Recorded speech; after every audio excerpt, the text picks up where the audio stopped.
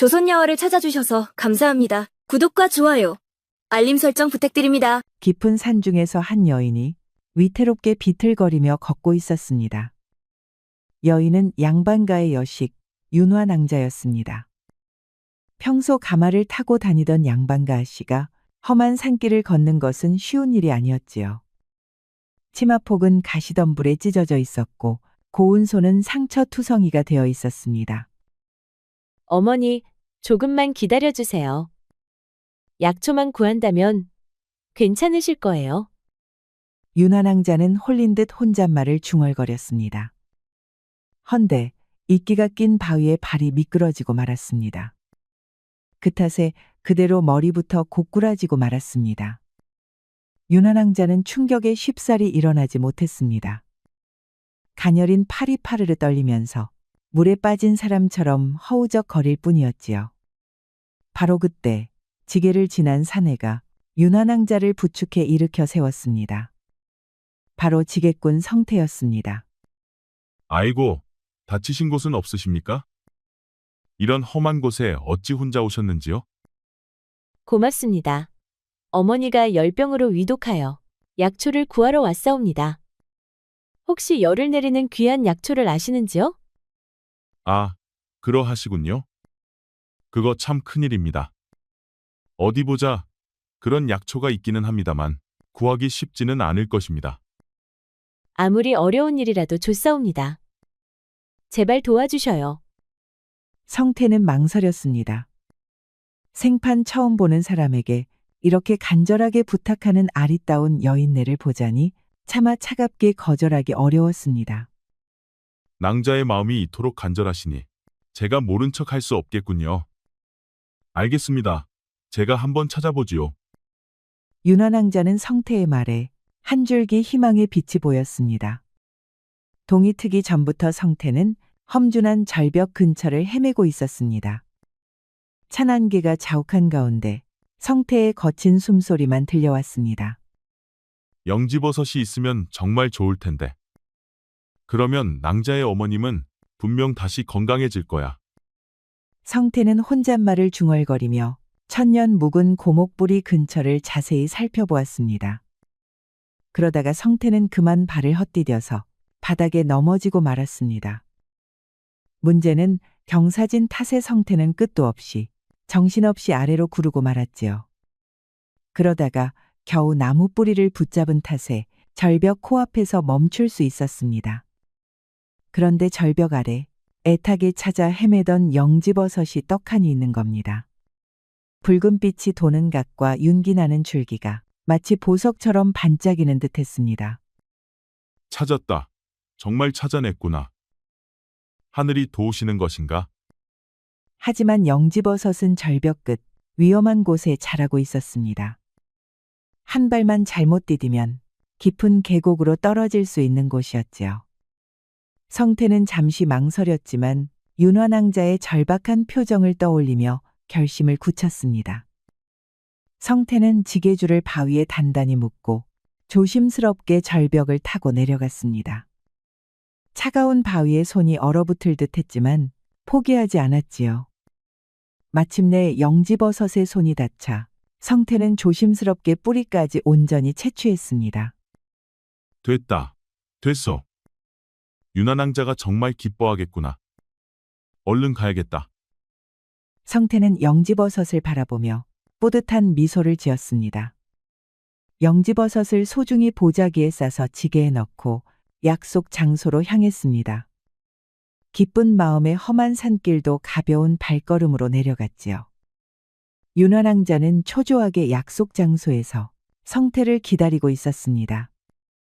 어머니의 생명이 걸린 일이라 한순간도 마음이 편치 않았지요. 그때 멀리서 지게를 진 성태의 모습이 보였습니다. 기다리게 했군요. 그래도 다행입니다. 여기 영지버섯을 찾아왔습니다. 성태가 보자기를 풀어 영지버섯을 보여주자 윤화낭자는 깊은 감동에 휩싸였습니다.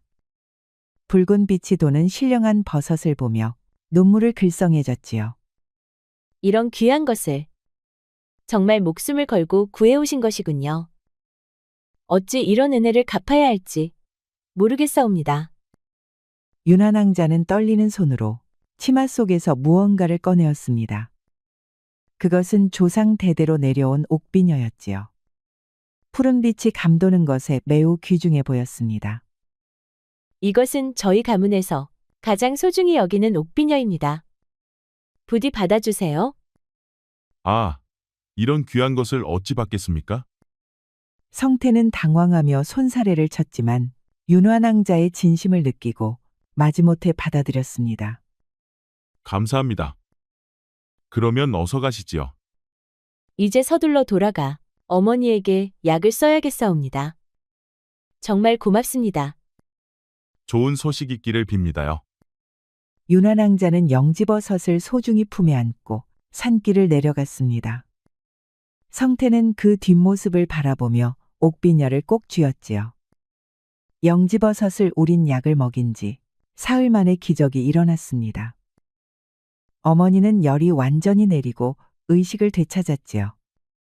윤환왕자는 어머니의 맑은 눈동자를 보며 기쁨의 눈물을 흘렸습니다. 의원들도 포기했는데 이렇게 완전히 회복되다니 정말 기적 같은 일이었습니다. 은희님께 어떻게 감사를 표해야 할까? 윤환왕자는 성태를 떠올렸습니다. 순박한 얼굴과 진심 어린 도움이 자꾸만 생각났지요. 그러다 보니 서서히 지게꾼 성태에 대한 호기심이 더 피어올랐습니다. 생명의 은인에 대한 감사가 점차 특별한 감정으로 발전하고 있었지요. 정말 훌륭한 분이셨어. 목숨을 걸고 약초를 구해주시다니. 윤환왕자는 성태의 모습을 떠올리며 가슴이 따뜻해지는 것을 느꼈습니다. 지금까지 만난 어떤 양반보다도 고결한 사람이라고 생각이 들었습니다. 윤환왕자는 성태에게 제대로 된 보답을 하고 싶어 그의 거처를 찾아왔습니다. 외곽의 천민 거주 지역에 있는 초라한 초가집이었지요. 윤환왕자는 멀찍이 떨어진 곳에서 조심스럽게 그 집을 살펴보았습니다. 그때 성태가 집 안에서 나와 우물가로 향하는 모습이 보였습니다. 아버지, 따뜻한 물로 몸을 씻겨드릴게요. 오늘은 날씨가 좋으니 기분도 좋아지실 거예요. 성태는 중풍을 앓고 나이든 부친을 모시고 있었습니다. 고맙다, 성태야. 내가 무슨 복이 있어서 너 같은 아들을 두었을꼬. 성태는 아버지의 몸을 씻겨드리고 낡은 옷을 정성스럽게 갈아입혀드렸습니다. 윤환왕자는 숨어서 지켜보며 깊은 감동을 받았지요. 아버지, 오늘 산에서 좋은 나무를 캐왔어요. 어이구, 오늘 아들 덕에 만나게 저녁을 먹겠구나. 성태는 그러고는 곧바로 밥을 지었습니다. 가난한 살림이지만 효심만큼은 그 누구보다 깊었지요. 네가 너무 고생한다, 이 애비 때문에. 무슨 말씀을 하십니까? 아버지께서 저를 이렇게 키워주셨는데 이 정도야 당연한 일이지요. 성태는 아버지를 평상에 앉혀드리고 함께 저녁회를 바라보았습니다. 가난하지만 정겨운 부자의 모습이었지요.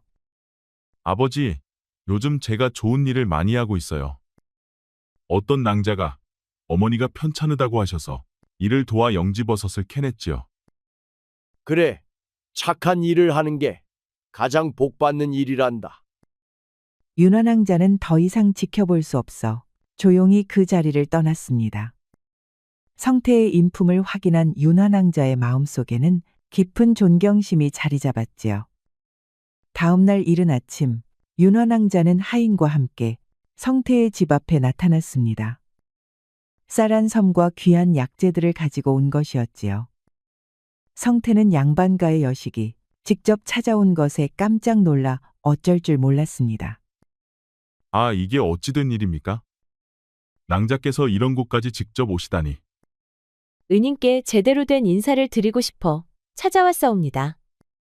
부디 받아주시기 바랍니다. 성태야, 이분이 누구시냐? 이렇게 귀한 분이. 아버지, 제가 도움을 드린 분이십니다. 그런데 이렇게 직접 오시다니. 혹시 안으로 들어가 잠시 이야기를 나눌 수 있을까요? 정말 하고 싶은 말이 있사옵니다. 윤환왕자의 요청에 성태와 아버지는 더욱 당황했습니다. 허나 거절할 수 없어 안으로 모셨습니다. 양반가 여식이 초라한 초가집에 들어온 모습은 퍽 이상했습니다. 정말 따뜻한 집이군요. 마음이 편안해집니다. 윤환왕자는 소박한 방안을 둘러보며 진심으로 말했습니다. 화려한 자신의 집보다 이곳이 더 정겨워 보였지요. 누추한 곳에 귀한 분을 모시게 되어 송구하옵니다. 아닙니다. 이런 따뜻한 정이 있는 곳이야말로 진정 아름다운 집이지요. 윤환왕자는 차를 마시며 성태 부자와 마음을 터놓고 이야기했습니다. 아버님의 아드님은 정말 훌륭한 분이십니다. 제 어머니를 살려주신 은혜를 평생 잊지 못하겠사옵니다. 과분한 말씀이십니다. 이 아이가 좋은 일을 했다니 제가 더 기쁩니다. 윤환왕자는 이들과 함께 있으니 마음이 참으로 평안해졌습니다. 지금까지 느껴보지 못한 순수한 감정이었습니다. 오늘 정말 좋은 시간을 보냈습니다. 다시 한번 감사드립니다. 집으로 돌아온 윤환왕자는 홀로 내실에 앉아 오늘 있었던 일을 되돌아보고 있었습니다. 성태와의 만남에서 느꼈던 따뜻함과 편안함이 아직도 마음에 남아 있었지요. 정말 좋은 시간이었어. 그런데 이런 마음을 가져도 되는 것일까? 윤환왕자는 혼잣말을 중얼거리며 복잡한 심경을 드러냈습니다. 한편으로는 기분이 좋았지만 양반가 여식으로서는 하면 안 될 일을 했다는 생각이 들었지요. 창밖으로 차가운 바람이 불어와 촛불을 흔들었습니다. 윤환왕자의 마음도 그 촛불처럼 불안하게 흔들리고 있었지요. 만약 시댁 어른들이 알면 어떻게 생각하실까? 윤환왕자는 잠자리에 누웠지만 쉽게 잠들 수 없었습니다. 성태의 순박한 미소와 진심 어린 말들이 자꾸만 떠올랐지요. 그와 함께 있을 때 느꼈던 마음의 평화가 그리워졌습니다. 왜 이런 마음이 드는 것일까? 그분은 분명 좋은 분이지만 우리 사이에는 넘을 수 없는 벽이 있는데 윤환왕자는 감정을 정리하려 했었지만 쉽지 않았습니다. 성태를 다시 만나고 싶은 마음과 거리를 두어야 한다는 이성적 판단 사이에서 갈등했습니다. 이런 관계가 과연 옳은 것인지 확신할 수 없었지요. 아마도 당분간은 거리를 두는 것이 좋겠어. 이 마음이 더 깊어지기 전에 윤환왕자는 마음을 정리하기 위해 애를 썼습니다. 허나 결국 못 참고 다시 성태를 찾아갔습니다. 헌데 집은 텅 비어 있었고 문은 굳게 닫혀 있었지요. 마당에는 낙엽만 쌓여 있을 뿐 사람의 기척이 전혀 느껴지지 않았습니다. 이상하다. 분명히 집인데 어디 가신 것일까? 윤환왕자는 불안한 마음으로 집 주위를 둘러보았습니다. 평소 정성스럽게 가꾸던 텃밭도 며칠째 손길이 닿지 않은 듯 메말라 있었지요. 하여 성태 부자의 소식을 묻기 위해 이웃집에 물었습니다. 그리고 충격적인 이야기를 들었습니다. 성태와 그의 아버지가 며칠 전부터 종적을 감췄다는 것이었지요. 사흘 전부터 보이지 않더니 아예 나타나지 않고 있어요. 무슨 일이 생긴 것 같은데. 그럴 리가. 어디로 가셨을까요? 혹시 무슨 일이라도? 윤환왕자는 급히 시장으로 향했습니다. 혹시 성태가 장을 보러 나왔을지도 모른다는 생각에서였지요. 하지만 아무리 찾아도 성태의 모습은 보이지 않았습니다. 혹시 성태라는 지게꾼을 보셨나요? 키가 크고 순박하게 생겼는데요. 아, 그 친구요? 며칠째 안 보이던데 무슨 일 있나 봐요. 윤환왕자의 불안감은 점점 커져갔습니다. 성태가 갑자기 사라질 이유가 없었기 때문이지요. 혹시 자신 때문에 어려움을 겪는 것은 아닌지 자책하기 시작했습니다. 내가 너무 자주 찾아간 것이 문제였을까? 혹시 그 때문에 곤란했을까? 윤환왕자는 하루 종일 곳곳을 헤매며 성태를 찾았지만 허사였습니다. 도대체 어디로 간 것일까? 윤한왕자는 성태를 찾지 못할수록 그가 자신에게 얼마나 소중한 존재였는지 깨닫게 되었습니다. 단순한 은인이 아니라 마음 깊은 곳에 자리 잡은 특별한 사람이었지요. 윤한왕자는 거리를 두려했던 것, 후회하기 시작했습니다. 그 사이에 성태에게 무슨 일이 생긴 것은 아닌지 걱정이 태산 같았지요. 제발 무사하기를. 내가 너무 늦게 깨달은 것은 아닐까?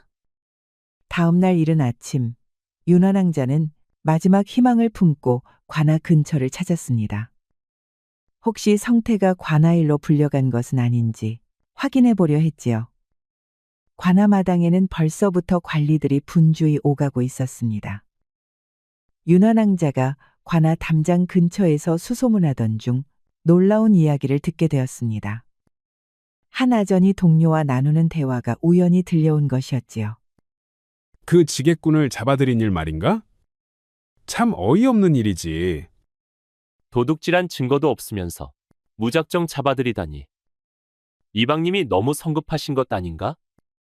윤한왕자는 그 말을 듣고 가슴이 철렁 내려앉았습니다. 설마 성태가 도적 누명을 쓰고 잡힌 것은 아닐까 하는 불길한 예감이 들었지요. 실례지만 혹시 성태라는 약초꾼이 잡혀왔나요? 아, 그렇습니다. 며칠 전에 도둑질로 잡혀왔지요. 헌데 이게 말입니다. 허참, 이렇게 입방아에 올릴 일은 아니지요. 아전들은 말을 흐렸습니다. 이에 윤한왕자는 그냥 넘어갈 수 없었습니다. 하여 아전들을 데리고 주막으로 갔습니다. 아전들은 술을 한 잔 마시자 긴장이 풀어져서 속내를 말하기 시작했습니다. 사실 진짜 도둑은 따로 있어요. 이방님과 결탁한 자들이 관아 창고를 털었는데 그 죄를 지게꾼인 성태라는 자에게 뒤집어 씌운 거지요. 그럴 수가. 그럼 완전히 무고한 사람이 누명을 쓴 것입니까? 그렇습니다. 힘없는 천민이라 누가 믿어주겠어요? 이방님은 자신의 비리를 덮으려고 희생양을 만든 거죠. 윤한왕자는 이 말을 듣고 분노가 치밀어 올랐습니다. 선량한 성태가 이런 부조리한 일을 당하다니 도저히 믿을 수 없었지요. 그럼 진짜 도적들은 어떻게 되었나요? 이방님이 미리 피하게 해줬죠. 지금쯤 멀리 도망갔을 겁니다. 지게꾼만 감옥에서 고생하고 있어요. 윤한왕자의 손이 부들부들 떨렸습니다. 이런 부조리한 일이 버젓이 벌어지고 있다는 사실에 분노와 절망감이 동시에 밀려왔지요. 이런 일이 어떻게 가능한 것입니까? 무고한 사람을 이렇게 희생양으로 만들다니. 어쩌겠습니까요? 누가 이방님한테 대들겠어요. 그 지게꾼이 운이 없었던 거죠. 윤한왕자는 더 이상 듣고 있을 수 없어 주막을 나섰습니다. 성태가 이런 억울한 일을 당하고 있다는 사실에 가슴이 찢어질 듯 아팠지요. 반드시 그분을 구해내겠어. 이런 부조리를 그냥 둘 수는 없어. 이에 윤한왕자는 곧바로 관아로 달려갔습니다. 나으리, 제발 들어주시옵소서. 성태라는 지게꾼이 억울한 누명을 쓰고 있사옵니다. 윤한왕자는 관아 정문에 서서 애타게 호소했습니다.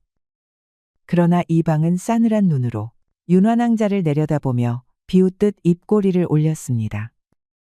여자가 관아 일을 논하다니 염치도 없구나. 그만 돌아가라. 이미 정해진 일이다. 이방나리도 아시지 않습니까? 진짜 도적은 따로 있다는 말을요?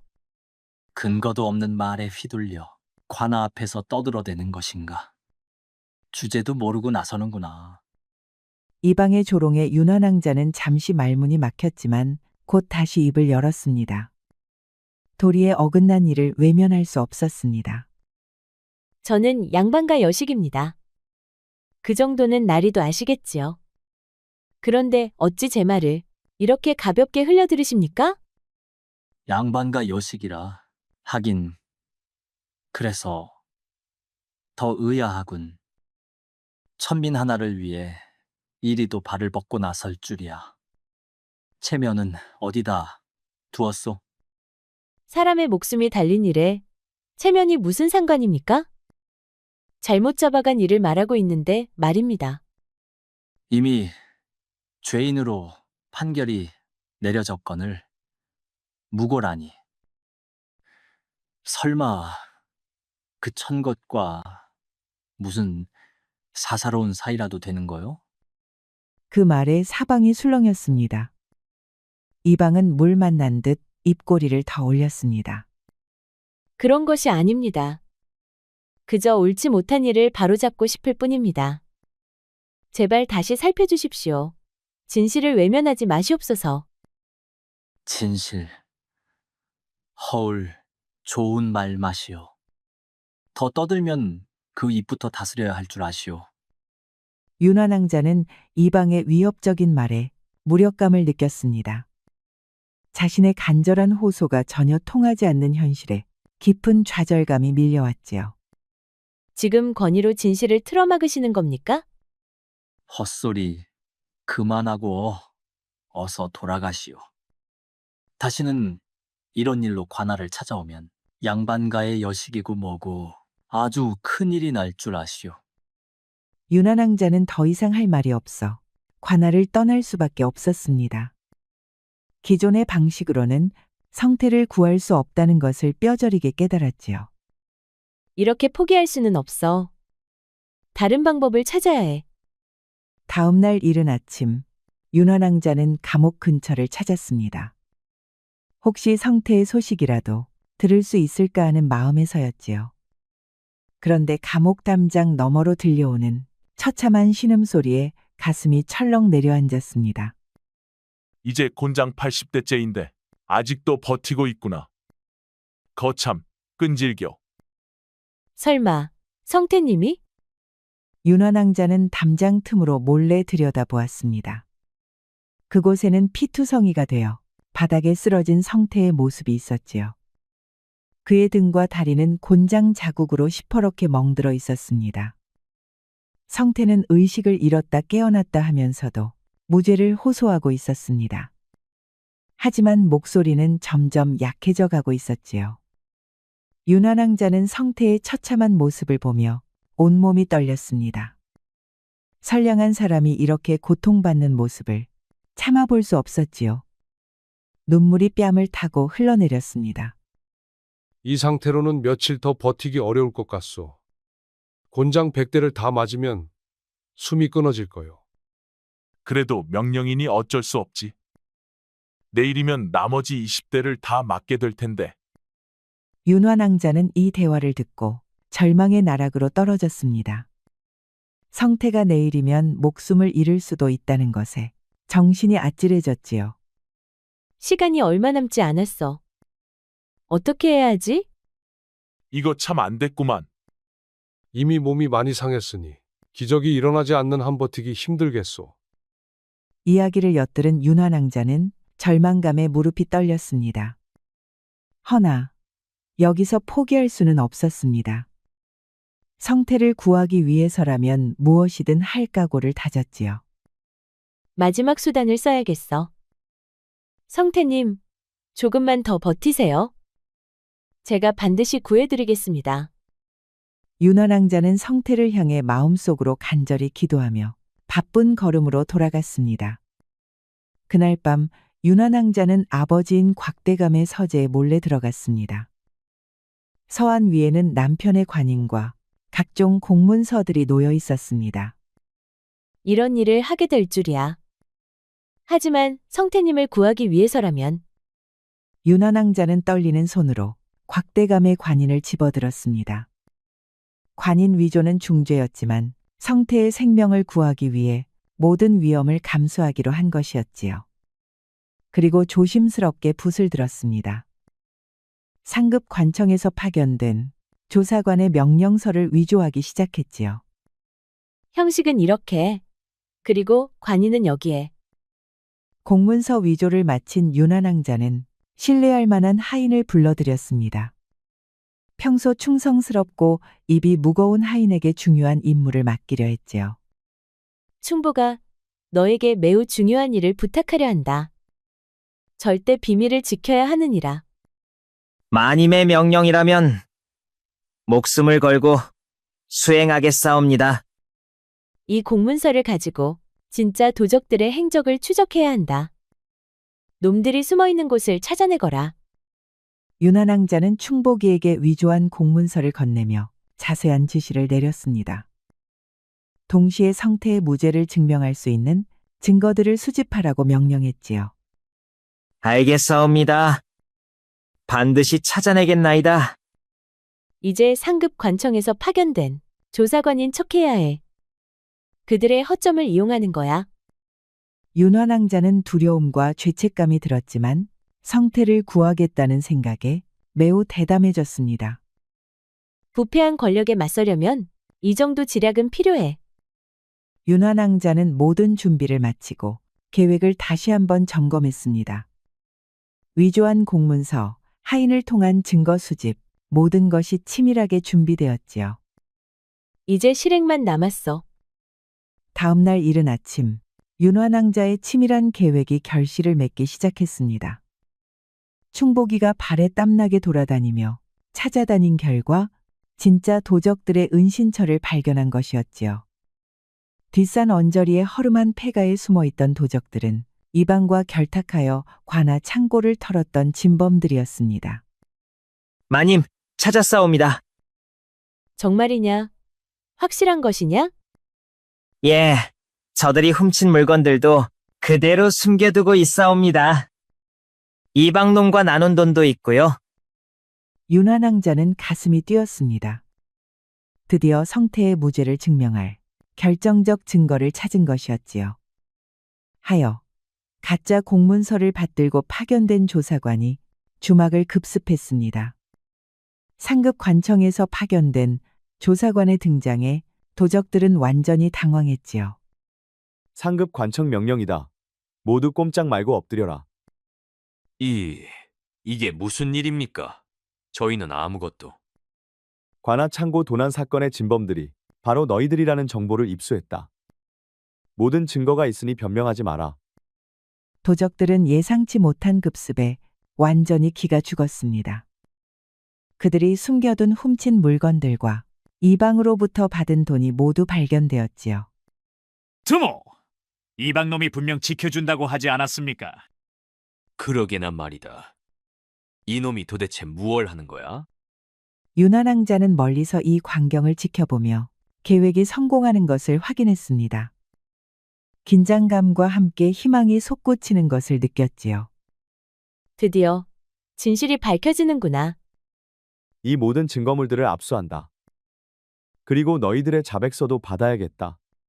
도적들은 더 이상 버틸 수 없어 모든 것을 자백하기 시작했습니다. 관리 이방과의 결탁 사실까지 모두 털어놓았지요.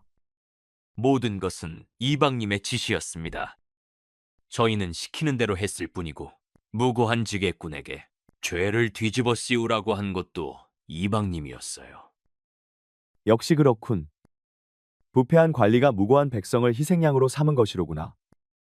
윤환왕자는 자백을 듣고 그동안의 억울함과 분노가 해소되면서 깊은 만족감을 얻었습니다. 진실이 밝혀지는 순간이었지요. 이제 성태님의 무죄가 완전히 증명되었어. 모든 증거와 자백서를 확보한 조사관은 관아로 향했습니다. 이제 관리 이방의 비리를 만천하에 드러낼 차례였지요. 윤환왕자는 곧 성태가 석방되고 진짜 정의가 실현될 것이라는 확신에 가슴이 벅차올랐습니다. 그럴 리가 없소. 이는 저 도적놈들이 멋대로 지어낸 것이오. 나는 아니란 말이오. 진실이 밝혀졌지만 이방은 끝끝내 자신의 죄를 인정하지 않았습니다. 그러다가 이방은 무언가 눈치를 채고는 발버둥을 치며 외쳤습니다. 전현이요. 저것이 분명 관문서를 위조하여 거짓 증거를 제시한 거요. 마지막 발악으로 윤환왕자를 걸고 넘어졌습니다. 그러자 윤환왕자는 두 눈을 딱 감고 앞으로 나섰습니다. 그렇습니다. 제가 관인을 위조했사옵니다. 허나 그것은 권력을 앞세워 무고한 이에게 죄를 뒤집어 씌운 저자를 벌하기 위한 일이었사옵니다. 무슨 이유든 관인 위조는 중죄다. 너도 이제 죄인이 되는 것이다. 윤환왕자는 이방의 위협에도 전혀 물러서지 않았습니다. 오히려 더욱 당당했지요. 부패한 권력 앞에서 무고한 생명을 구하는 것이 죄라면 기꺼이 그 죄를 지겠사옵니다. 윤환왕자의 목소리에는 두려움이 전혀 없었습니다. 양반과 여식이 천민 따위를 위해 이런 짓을 하다니 가문의 명예는 어떻게 할 것이냐. 가문의 명예를 걸고 넘어지시기에는 그대의 범죄가 더더욱 무겁지 않소? 이고을 그 누구도 그대가 청렴결백한 관리라고 생각하지 않소. 그대야말로 부끄러운 줄 아시오. 윤환왕자의 말에 주변에 모여든 사람들이 웅성거리기 시작했습니다. 저는 제가 한 일을 조금도 후회하지 않사옵니다. 옳은 일이었다고 확신하기 때문입니다. 아무리 그래도 법은 법이다. 관인 위조는 엄중히 처벌받아야 한다. 그렇다면 기꺼이 그 처벌을 받겠사옵니다. 저와 함께 벌을 받으시지요. 윤환왕자가 외치자 사람들은 놀라워하였습니다. 숭고한 모습에 저마다 감탄을 하며 눈물을 글썽였습니다. 윤환왕자의 숭고한 희생 정신에 감동받은 백성들이 하나둘 모여들기 시작했습니다. 처음에는 몇 명에 불과했지만 소문이 퍼지면서 수십 명, 수백 명이 관아 앞에 모였지요. 이들은 모여서 하나같이 윤환왕자의 무죄를 외쳤습니다.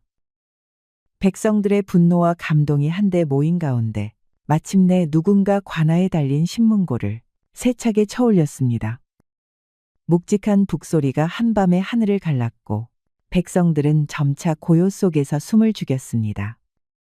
이윽고 상급 관청에서 파견된 감찰관과 군졸들이 급히 들이닥쳤습니다. 이 무슨 일이냐? 어째서 신문고를 울린 것이냐? 부디 저기 있는 윤환왕자의 말을 들어주시옵소서. 무고한 자를 구하기 위해 목숨을 걸고 싸우고 계십니다.